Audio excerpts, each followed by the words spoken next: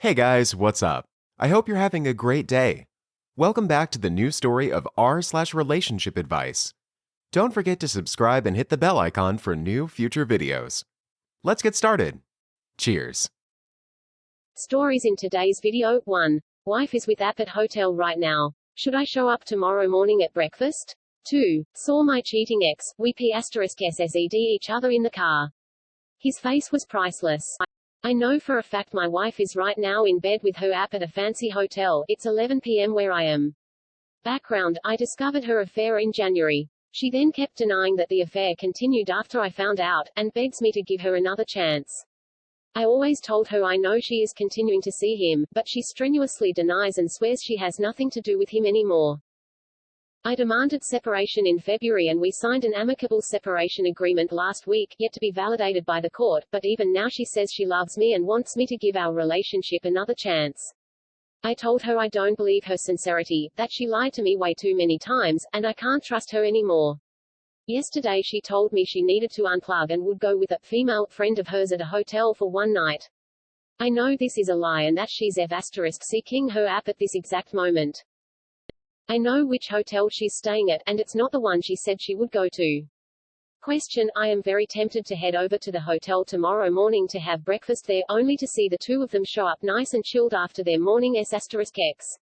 Should I see them, and should they see me, I would simply wave at them, smile, and continue sipping my orange juice while going back to reading the morning papers. One serious side of me tells me I'm being childish and should just move on. Another, childish side of me thinks that, after all this suffering and agony, I should not deny myself this little coup de theatre and enjoy the amusing sight of the deer caught in the headlights. What would you do if you were me? I'll go to sleep now and in 8 hours we'll check if there are any replies. Edit: prevailing consensus is I should go for it. So be it. I'll head to the hotel in a cab. I first need to drop the kids in school, kiss them on their foreheads and wish them a good day the way a good dad does. So I won't be able to be at the breakfast table very soon. Hopefully they are not breakfast early birds. But the real question is, will they order room service? All variables considered, I estimate a 40 to 50% probability that I will see them. So yeah, let fate decide how this goes.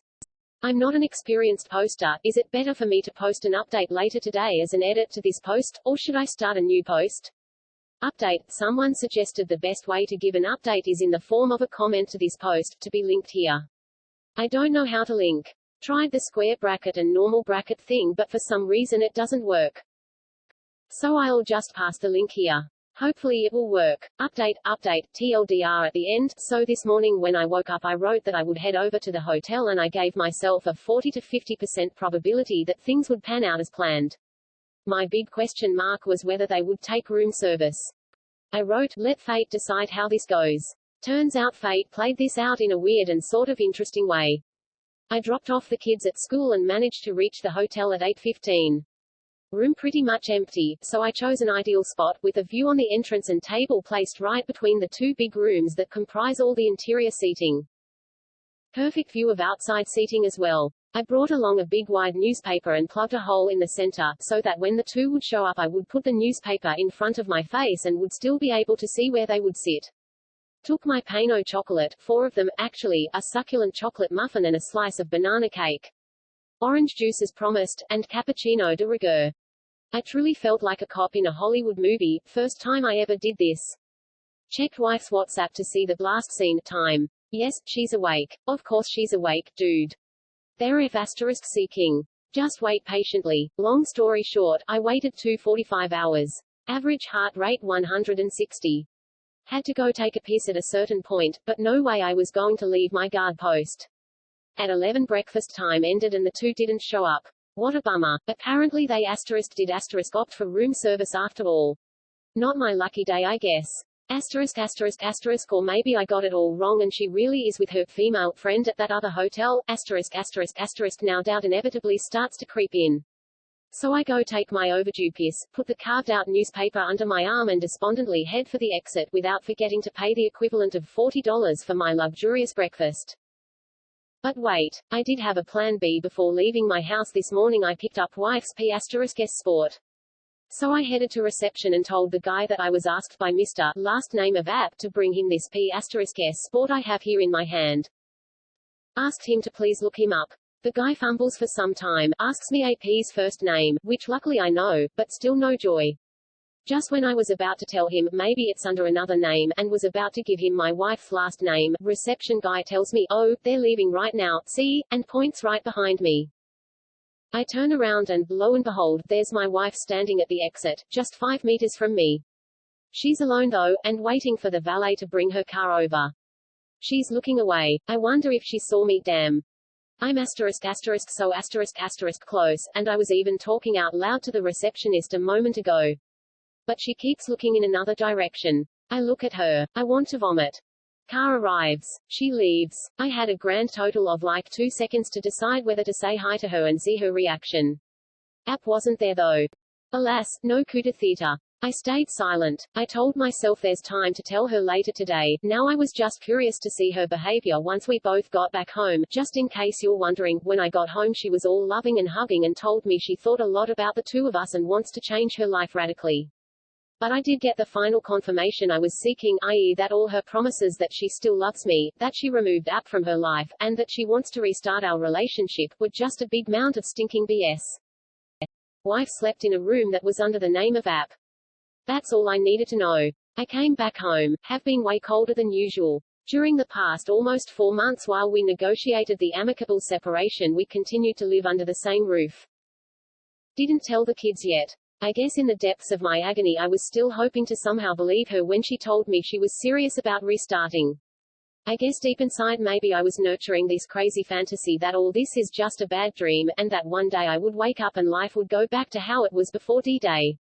And I could and would love her intensely like I did in those photographs of the past 16 years that Google Photos, this day X years ago, keeps pinging me day in and day out. Those photos that I devour while I cry alone every night in my bed in the guest room, because I suppose I enjoy suffering. I know, it's stupid, but I'm sure many of you guys know how intense pain clouds perception and sound judgment. I told wife that in 2 days we will go live in separate houses. All has already been pre-regulated in our separation agreement. Either one of us has the right to request this anytime. Tomorrow we inform the kids. A new life begins. The time has come to pull the plug in earnest. The sick tooth has been dangling lifeless in my mouth for a long time because I was afraid of the pain of pulling it out. Now is the time to extirpate it once and for all. While I was writing this, wife popped in and said she wants to talk. This will be the right moment, I think, to tell her I was standing right behind her this morning. Or maybe I should just tell her nothing and let her wonder why I took all these big decisions all of a sudden. Not sure, really. I guess I'll just play it by ear. Yes, I know, this is the most stupid possible way of going about it, but I guess I just don't give a sh*t at this point. **TLDR***, wife and App didn't show up for breakfast and opted for room service, but by a stroke of luck I saw my wife leaving the hotel and I know she slept in a room checked in under AP's name.